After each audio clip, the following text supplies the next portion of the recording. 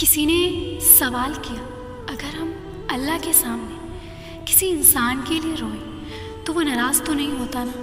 جی بالکل بھی نہیں، وہ تو بہت خوش ہوتا ہے کہ اس کا بندہ اس کے سامنے بیٹھا ہے، اس سے فریاد کر رہا ہے، رو رہا ہے، گڑ گڑا رہا ہے، چاہے مطلب کوئی بھی ہو۔ اگر مطلب نہ ہوتا جہاں میں تو کون جاتا خدا کی پناہ میں۔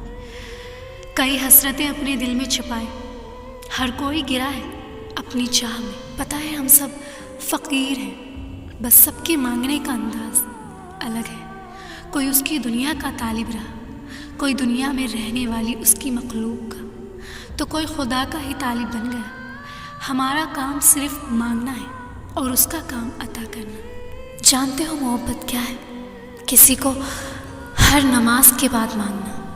رات کا پہر تھا، اس لڑکی نے اسے بلانے کے ارادے سے وضو کیا، 2 رکعت نماز ادا کی، دعا کے لیے ہاتھ اٹھاتے ہوئے زبان سے نکلا، یا اللہ ہمیں ملا دے۔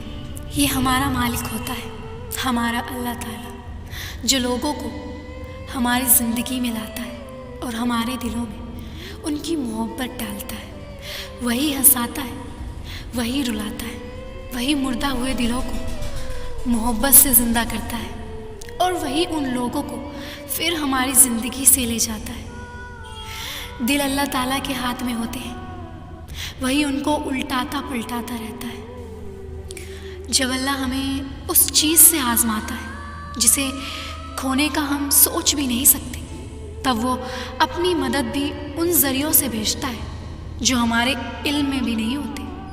جب ہم توکل کرتے ہیں تو اللہ ایسے پوشیدہ طریقوں سے ہمارا کام کرتا ہے جنہیں نہ ہم دیکھ سکتے ہیں نہ سمجھ پاتے ہیں۔ حاصل نہ حاصل کچھ بھی نہیں، بس بات اس کے حکم کی ہے۔ اس نے انتظار کی گھڑی تمہاری بہتری کے لیے بنائی ہے۔ اللہ تمہارا دل نہیں بدل رہا کیونکہ وہ تمہاری رضا میں راضی ہے۔ کوئی تو وجہ ہے جو تمہاری زبان پہ وہ ایک ہی دعا اب تک جاری ہے۔ اللہ نواز دے گا ہر اس چیز سے جس کے لیے تمہارا دل ترستا ہے، جس کے لیے تم رات بھر سو نہیں پاتے، جس کے لیے دل میں بے سکونی ہے، جس کے لیے سجدوں میں بچوں کی طرح روتے ہو۔ تم اس پر اتنا یقین رکھو گے تو وہ کیسے مایوس ہونے دے گا تمہیں۔ وہ لڑکی کہہ رہی تھی، میں اسے کھونے سے ہمیشہ ڈرتی تھی، ہر بات پر اس سے کہتی، وعدہ کرو تم مجھے چھوڑ کر نہیں جاؤ گے۔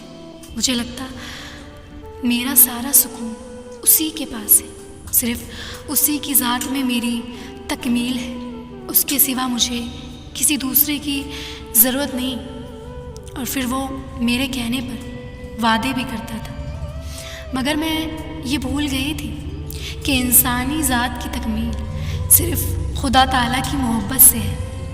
اسی کی محبت میں سکون ہے، اطمینان ہے اور تکمیل بھی۔ اور پھر جب بندہ خدا کی محبت سے بے نیاز ہو کر اس کے بندوں میں سکون ڈھونڈنے لگ جاتا ہے تو پھر وہ ناراض ہو جاتا ہے اور اس سے وہ سب چھین لیتا ہے جو انسان کو اس کی ذات سے غافل کر لیتا ہے۔ جہاں اتنی تکلیف برداشت کی ہے، یہ سن کر بھی برداشت کر لینا، جو آپ کو چھوڑ کر گیا وہ آپ کا کبھی تھا ہی نہیں۔ اچھا چلو بتاؤ، اپنے چھوڑ کر جاتے ہیں کیا؟ نہیں نا، تو وہ 70 ماؤں سے زیادہ پیار کرنے والا کیسے آپ کو چھوڑے گا؟ وہ رب ہے، یقین رکھو اور صبر رکھو۔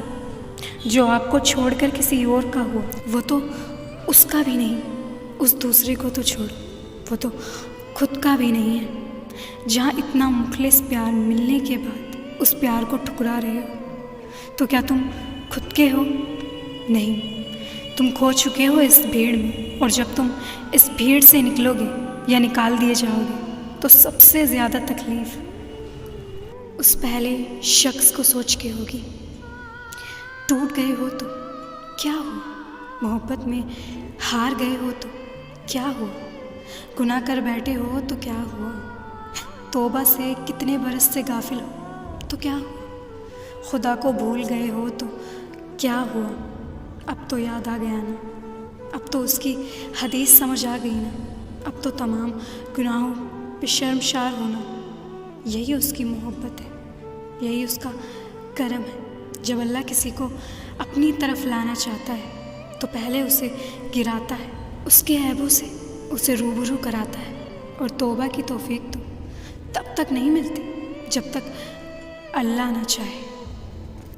صدیوں کے بعد ہو یا لمحوں کے بعد، جب بھی تمہیں خدا کا خیال آئے تو اس کی جانب بھاگ جاؤ۔ وہ بڑا غفور ہے، بڑا رحیم ہے، غصہ نہیں ہوتا، وہ تو پیار کرتا ہے، محبت کرتا ہے۔ جس نے تمہیں پیدا کیا وہی تمہارے اس ٹوٹے ہوئے وجود کو دوبارہ سے بنا کر کھڑا کر دے گا ان تمام لوگوں کے سامنے جنہوں نے تمہیں ریزہ ریزہ کر دیا تھا۔ پھر تم ناز کرو گے اپنے ٹوٹنے پر۔ اللہ کا کوئی بھی کام بے مقصد نہیں ہوتا۔ ایسا کبھی نہیں ہوتا کہ اللہ کوئی چیز تم سے لے کر اس کے بدلے تمہیں کسی بہتر چیز سے نہ نوازے، اور یہ بھی ہو سکتا ہے کہ جو اس نے تم سے لیا ہے اسے ہی تمہارے حق میں بہتر بنا کر تمہیں واپس دے دے۔ اس کی حکمت، اس کی مصلحت تم نہیں سمجھ سکتے، لیکن وہ تمہاری تکلیف سے خوب واقف ہے۔ وہ بس آزماتا ہے، دعائیں، التجائیں وہ سب سنبھال کے رکھتا ہے، پھر ان ذریعوں سے تمہیں نوازتا ہے کہ ہم دیکھتے رہ جاتے ہیں۔ جب وہ دو جہاں کا مالک اور خالق ہو کر ہمارے یقین کی لاج رکھتا ہے تو کیا ہم اس کی محبت کی لاج نہیں رکھ سکتے؟ اس کی رضا میں اپنا دل مطمئن نہیں کر سکتے؟ جب وہ ہمارے لاڈ اٹھاتا ہے تو کیا ہم اس کے حکم پر سر نہیں جھکا سکتے؟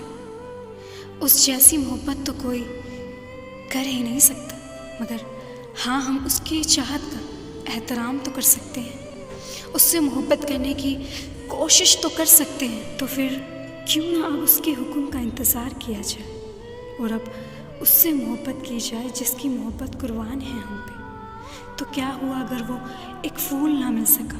ہو سکتا ہے سارا باغ تیرا مقدر، اور میرے رب کو تو دل خوب مطمئن کرنے آتے ہیں۔